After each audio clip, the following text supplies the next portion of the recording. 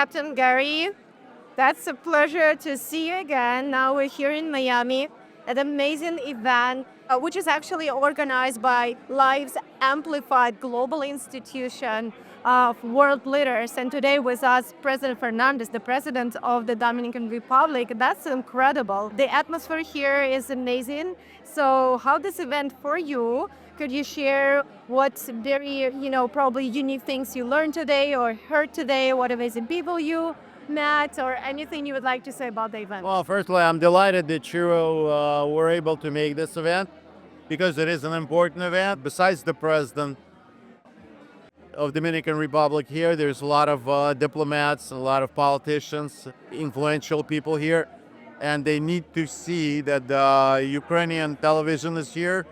And as you can see that Alex also mentioned how important it is to rebuild Ukraine and how to involve business people in Ukraine. So I think it was a very beneficial meeting for the Ukrainians. He also mentioned the soldiers, the wounded soldiers. That was very, pleasant for me to hear. They're not forgotten. That even on this international level, we remember that Ukraine is at war. We remember that there are people there that need help.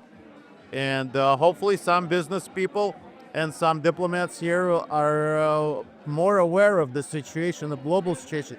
Because being in Miami, it's very difficult to forget that there's the rest of the world out there and some of it has problems.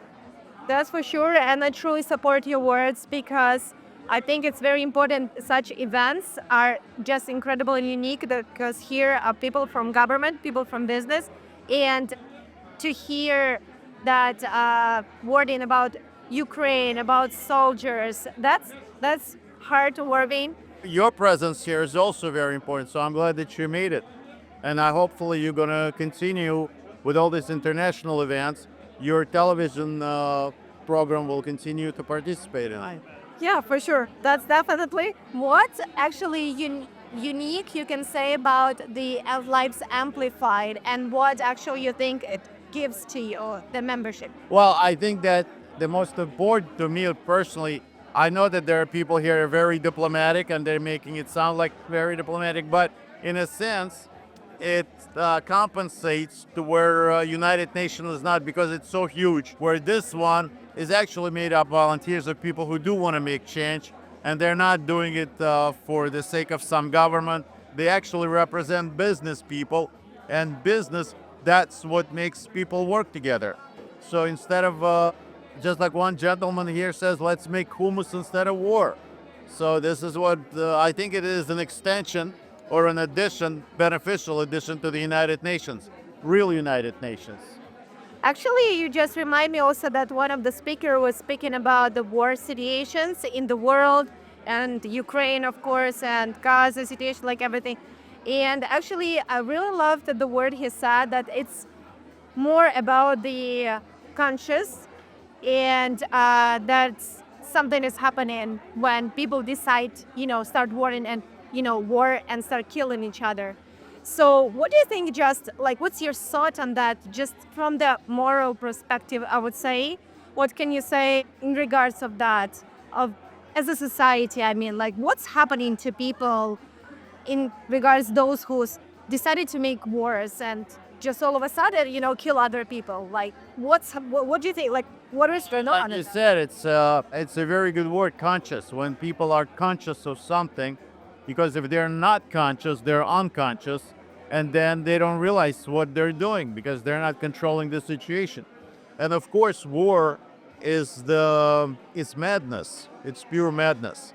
We're killing each other, and unfortunately, also where there is unconsciousness or no conscious, it's because some people make a lot of money on it. And because they make a lot of money on the blood of others and on suffering of other people, it's evil. It's pure evil. They don't want to end the war because it's very beneficial to them. And many countries, many business people in the United Nations do not want to end the war, or they play their own politics in it in order to benefit themselves at the expense of another country. So they would say, yeah, well, we have to do this or that, but you're doing it at the expense and lives of others. So what makes you think that your lives are more important than theirs? And of course, it's all ends up being money and greed and unconscionable behavior But of many leaders who are represent big firms, oligarchs. But it's the common people that suffer, of course, a great deal. well, we truly appreciate your work because actually, we know you're in the military sphere, right? That we know you're retired, but it doesn't look like you're retired, to be honest, right? Well, I'm not because my family, my kids are still in the military. So I don't want them to go to war. Exactly. The example of the work that you do, like you help a lot. You help a lot with Ukraine. You help a lot, with, yeah, really, to soldiers. But at the same time, you also do a lot of streams. You work actually with people as well. So you spread the word out. So you actually in a lot of battlefields, what I'm trying to say. And that's It's also, I mean, informational war is a war too.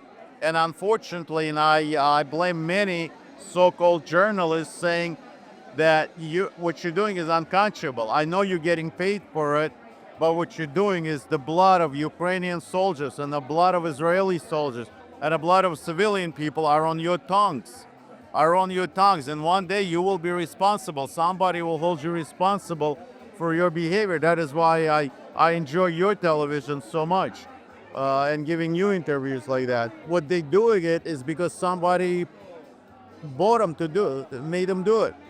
And unfortunately, there's so much of it and so much disinformation goes around that the wars don't stop. They continue to fight because that's the encouragement that the people get, the brainwashing. It's been throughout history like that. I'm glad that today President Trump and our Minister of War, Hexet, said we're going to fight. We're going to be preparing to fight and we're going to invest money in it. And all these evil people around the world better stop now.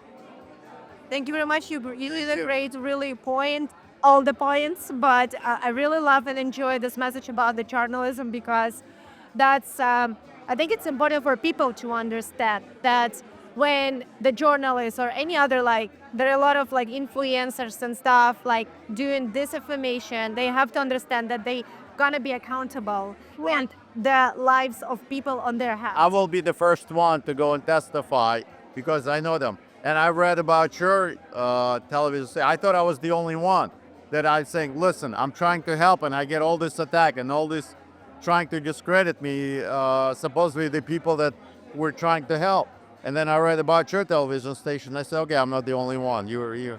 There are a lot of people, good people. Actually, yesterday we also recorded another interview with Pastor Burns, and he really, like, I love his point. He said, like, you're like a Donald Trump. So whatever they throw to you, you just keep going, forward. So. We got to keep going. That's why we call President Trump a Teflon president because he doesn't pay attention to this.